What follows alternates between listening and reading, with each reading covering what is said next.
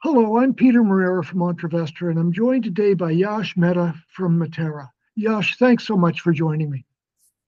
So, has been around like since the beginning of this year, 3 or 4 months. Yep. Tell me about what it does. Yeah. So Mettara is helping SaaS companies, complex SaaS platforms, help with user onboarding and adoption through our embedded agents that operate the platform for the end user just by speaking to your platform. So if your user wants to get an outcome, they don't have to learn the complex platform. They don't need to spend time with the CSM. They just say, hey, I want this outcome. And our embedded agents in the SaaS platform operate those tools through the API and give your user the outcome instantly.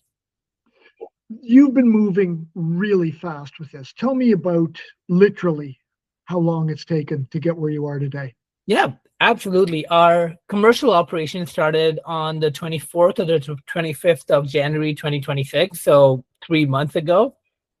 Hit our first customers February 1, so 5 days later, $30,000 annual recurring. No net new customers in March. April, we hit $40,000 annual recurring as well, US. So traction side, we're moving fast, but equally on the product side, my co-founder Steve is incredible at how he's shipping every minute essentially. So everything we take from our current customer feedback, all of these are design partners, extremely close partners, and we are shipping pretty much every single day. So it's been a wild ride to be honest. Right. And what sort of feedback are you getting from customers? Yeah, so since our cohort is fairly small right now and we are still so early, we are getting limited feedback in terms of volume, but the qualitative feedback has been incredible. We're actually being challenged so much on our own assumptions of what we thought our customer would want and what we're actually getting the feedback. So the feedback is incredibly good, but it's really helping us really change our roadmap, not necessarily change it, but steer it in a direction that is more towards customer centric as opposed to what we think the customer would want. So limited in terms of the quantity, but beyond priceless when it comes to the quality, and the partners we have are literally like the best partners we could have asked for. I don't even call them customers. They are literally partners who are building with us and our co-builders in the platform in the company. Okay. And what do they want?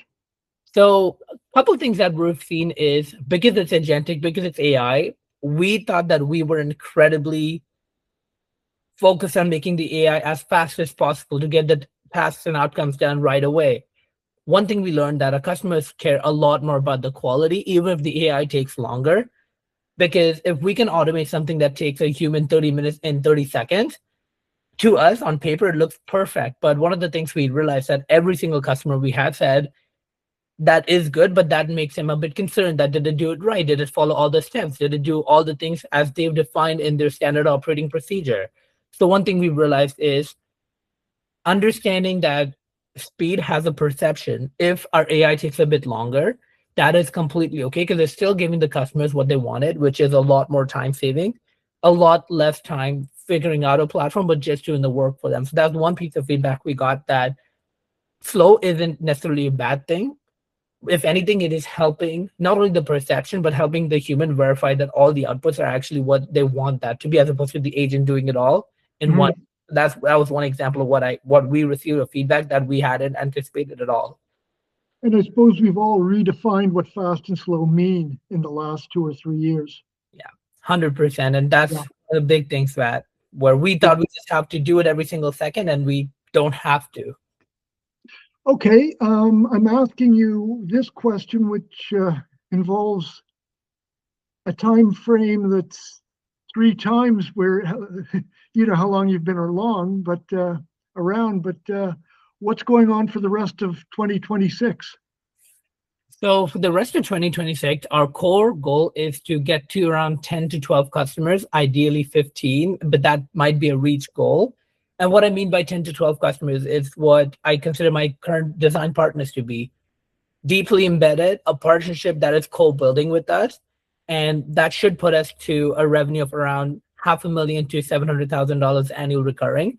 Again, this might be a stretch goal where we don't know yet so far. But if I were to look at between now and December 31, 2026, what I consider success would be regardless of the revenue number, if we have 10 partners that say that we will never, ever, ever imagine life without Mettara, that is what we're gunning for. And every single decision works backwards from that. So whether that be product decision, whether that be business decision, if it gets us to 10 to 12 customers that are so embedded that they're going to be lifetime customers, that is what the goal for the company is. And everything will be steering towards that. Will you raise capital? We've been so firm on no, that we never want to raise capital. We want to just have this as we're happy, our families are fed, we're making this a really sustainable business. That said, the early feedback we're receiving from customers to our ecosystem partners and to even from inbound potential investors, we're redefining or rethinking that. Are we potentially doing Mettara a disservice by not looking at capital, whether that be friends and family too? Because one of the big things for us, if we can help our friends and family flourish or thrive by them investing potentially, why not do that? Because that's the whole goal of building Mettara, which is to make sure we and people we love, people around us, are benefiting. So we were on a firm no, but now we're gearing more and more towards a possibility of yes, we may consider some sort of venture, some sort of capital. We just don't know what that looks like. Okay, one final question, Yash. You're in the Invest Nova Scotia Accelerate program. Tell me about that and what it's doing for your company.